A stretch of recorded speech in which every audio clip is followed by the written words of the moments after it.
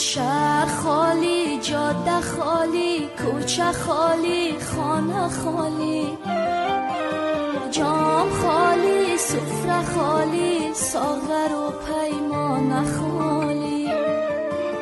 کوچ کرده دست دست آشنایان اندلی با خالی، باغچه خالی، şaxa خالی. Unutmayın, her karanlık gecenin bir sabahı vardır. Her kışın baharı vardır.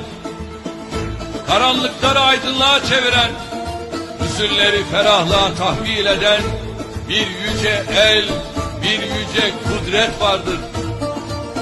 Yusuf'u kuyudan alıp Mısır'a sultan eden bir güç vardır. Onun sarayında yetiştirerek onu oraya hakim kılan bir güç vardır. Firavunları, zalimleri, hainleri zillete mahkum eden, mazlumun ahına cevap veren, sabredeni mutlaka zafere ulaştıran bir irade vardır. Allah'a dayan, saye sarıl, hükmüne rağm ol. Yol varsa bu son peygamberdi. O Miraç'ta peygamberlere namaz kıldıran imamdı.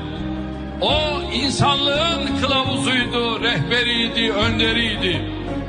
Onu ve ashabını aç bıraktılar.